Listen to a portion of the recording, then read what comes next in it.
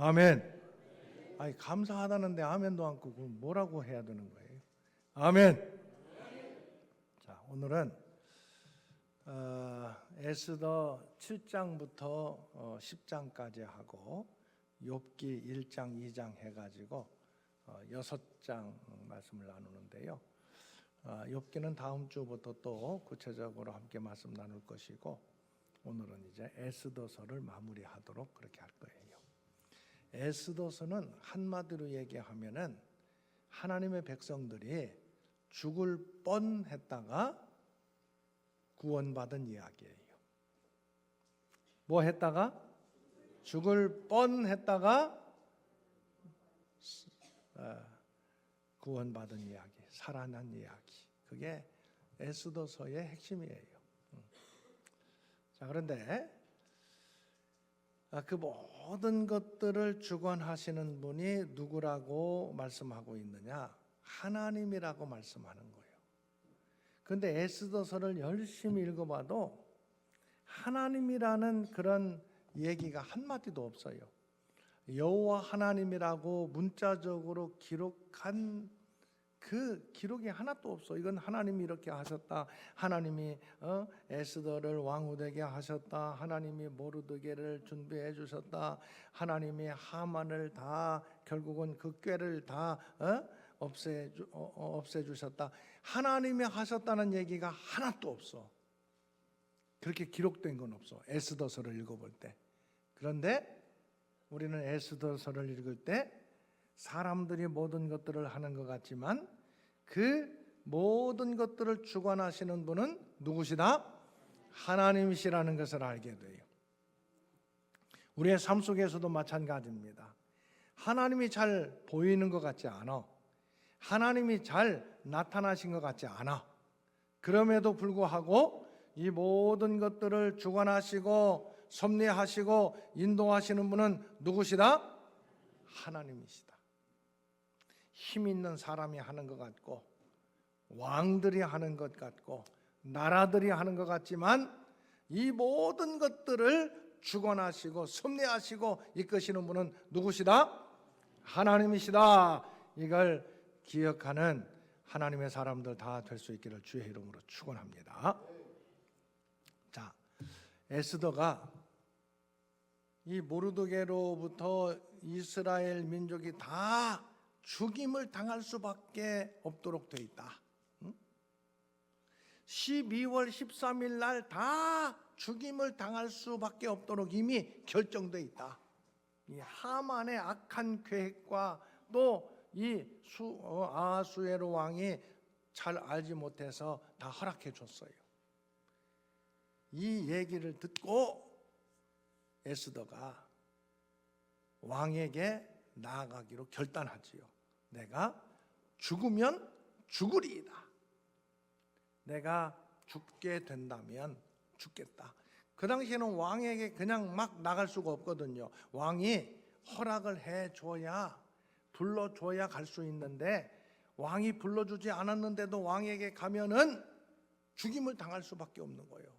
죽임당하지 않는 하나의 방법은 왕이 내가 내 생명을 지켜주겠다, 나에게 나오는 것을 허락한다, 그 의미로 왕의 금지팡이를 내밀면 되는 거예요. 왕에게 나갔어요. 금지팡이를 왕이 내밀었어요.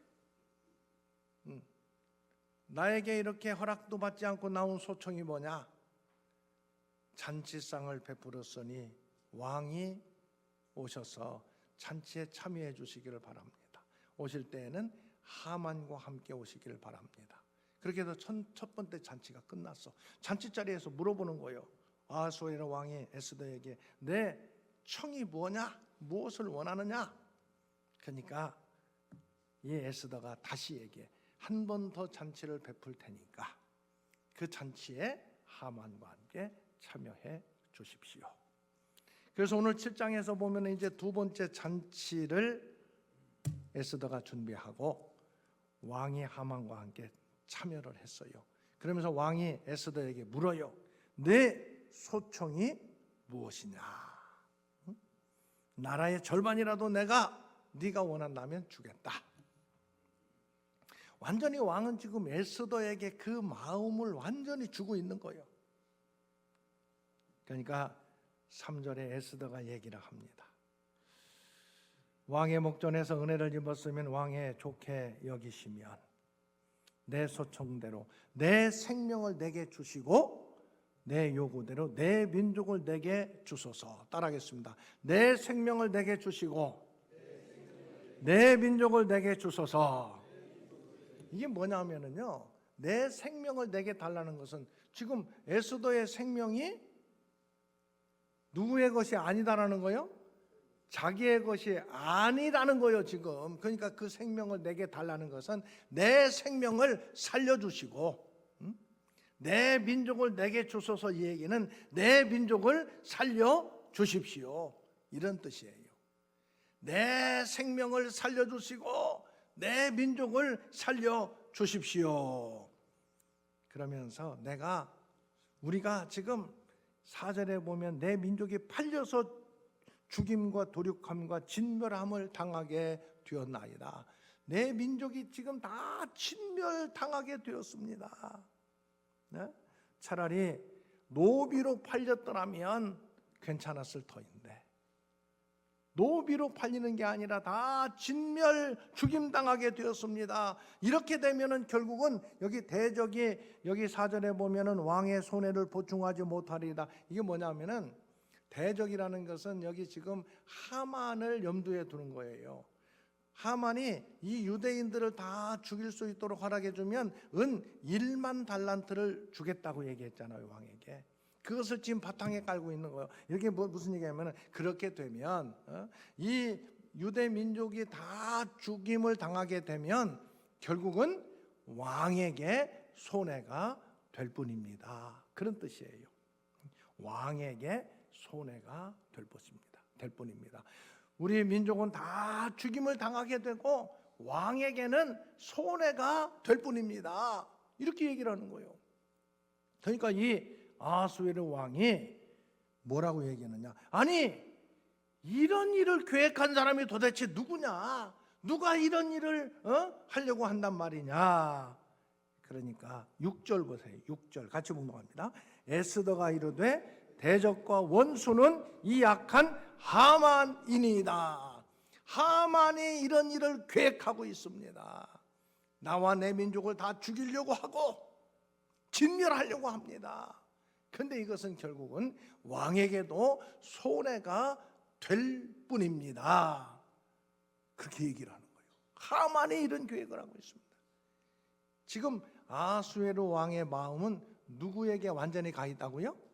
에스더에게 가 있는 거예요. 그러니까 하만이 이런 계획을 한다고 하니까 하만이 왕과 왕후 앞에서 두려워하는데 왕은 그동안 자기가 신입했던 하만인데 하만이 이런 일을 한다고 그래가지고 화가 나가지고 일어나서 여기 잔치자리에서 떠나서 7절에 보면은 왕궁 후원으로 가는 거예요. 왕궁 후원으로 지금 왜 갔겠어요? 열시키러 갔어요. 열시키러. 열받아. 하만 때문에 열받아가지고 열을 시키러 왕궁 후원으로 갔다가 간 사이에 이 하만은 가만히 보니까 자기가 지금 이제는 죽게 생겼거든. 그러니까 에스더가 의자에 앉아있는데 그 앞에 납죽 엎드려가지고 자기 좀 살려달라고 얘기하는 거예요. 그런 가운데 후원으로 갔던 왕이 돌아오면서 딱 지금 잔치 자리에 참석해가지고 술도 한잔 먹고 막 승질이 하만에 대해서 엄청 승질나 있는데 가만히 보니까 하만이 에스더 앞에 그냥 이렇게 엎드려 있는데 꼭 에스더를 끌어안으려고 하는 것처럼 보이는 거예요. 이 아하수에르 왕이 볼 때. 그러니까 막 저 하만 저놈이 에스더를 왕후를 여기 보면은 8절에 강간까지 하고자 하는가, 겁탈하려고 하느냐. 그 얘기가 떨어지자마자 옆에 있는 이 신하들이 하만의 얼굴을 감싸버렸어요. 그러니까 그 옆에 있던 왕의 내시 중에 한 사람이 뭐라고 얘기하느냐. 저 하만이 모르드게를 죽이려고 50규빗 되는 높은 장대를 자기 집에 세워두었습니다. 왕이 저 장대 세운 하만이 세운 장대에 저 하만을 매달아라. 그렇게 된 거예요, 하만이. 그래서 결국은 하만이 자기가 모르드게를 죽이려고 준비했던 장대에 매달려서 죽임을 당하게 된 거예요. 자, 그리고 난 다음에 에스더가 이제 왕에게 우리 민족을 다 살 수 있도록 우리 민족을 진멸하게 했던 이 조서, 왕의 조서를 철회하여 주시기를 원합니다. 그렇게 얘기해요. 철회해 달라고 얘기해. 여기 5절에 가서 8장 5절에 가서 맨 끝에 보면은 조서를 철회하소서 그렇게 얘기해요. 그런데 당시에 왕의 조서는 한번 딱 도장 찍어가지고 보낸 조서는 다시 철회할 수가 없어요. 거둬들일 수가 없어요. 그게 법이야 당시에. 그러니까 왕이 뭐라고 얘기하느냐, 12월 13일에 다 유대인들을 죽이려고 했던 조서를 철회할 수 없기 때문에 9절에 가서 보면은 3월 23일에 다른 조서를 하나 더 내리는 거예요. 그날 유대인들은 자기들의 대적이 자기들을 진멸하려고 하면은 오히려 그들을 맞대항해서 진멸할 수 있도록 왕이 또 조서를 내려주는 거예요. 자, 그러니까 지금 원래 첫 번째 조서는 유대인을 진멸하라는 조서였고, 두 번째 조서는 유대인들이 진멸당하지 않도록 진멸하려고 누가 유대인들을 해치려고 하면은 오히려 유대인들이 힘을 모아서 그들을 대적해서 그들을 진멸해도 된다. 이렇게 지금 조서를 두 개가 내려진 거예요. 그런데 전체적인 지금 분위기는 유대인들에게 불리한 분위기요, 유리한 분위기요? 지금 전체적인 분위기가, 그러니까 그 유대인이 아닌 일반 백성들도 오히려 유대인 편에 설 수밖에 없도록 좀 되어 있는 거예요. 그래서 9장에 가서 보면은 이제 12월 13일이 됐어요. 유대인들을 진멸하려고 하는 모든 사람들을 오히려 유대인들이 그들을 다 진멸하는 거예요. 응?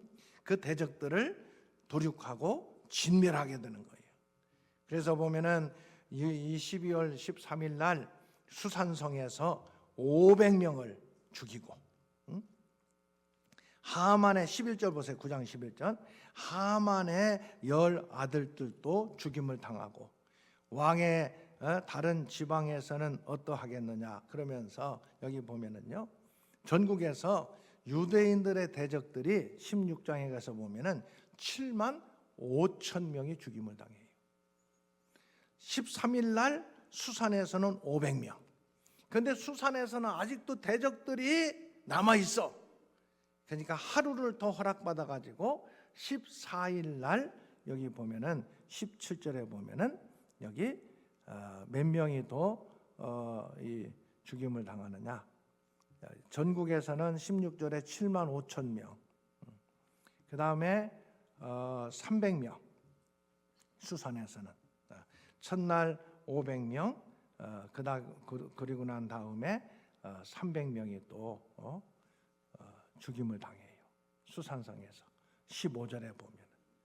그래서 수산성에서는 12월 13일하고 14일 날 유대인들의 대적들을 다 진멸하고, 전국에서는 12월 13일 날 하루에 다 진멸을 해요. 그러니까 날짜가 두 날짜가 된 거야.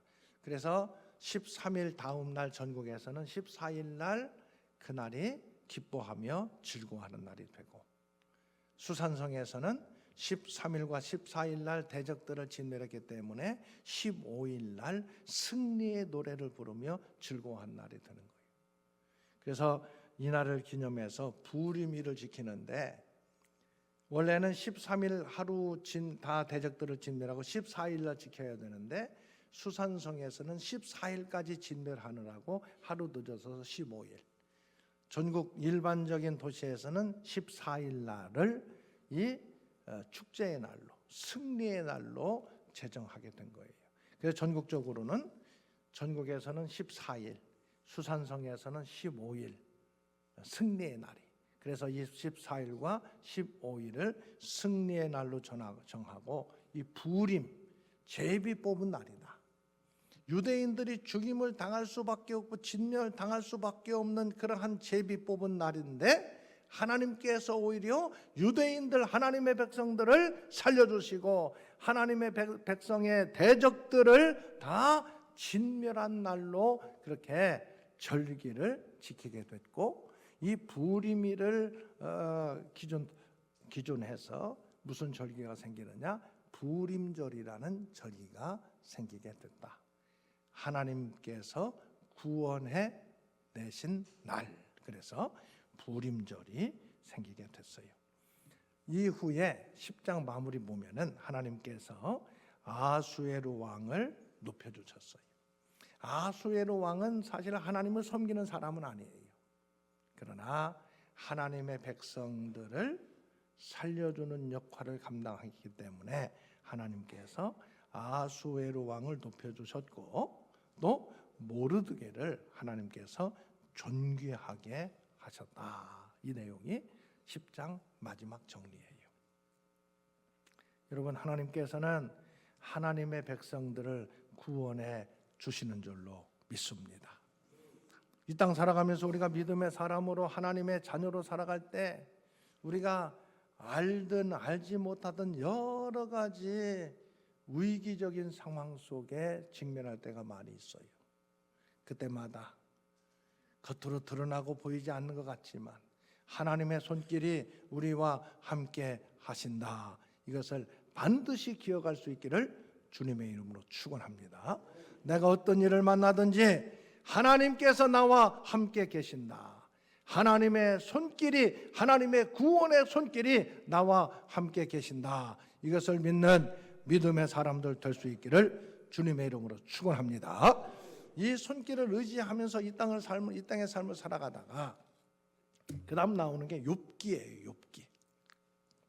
욥은 믿음의 사람으로 살아가는데 원치 않게 고난을 당하는 거예요.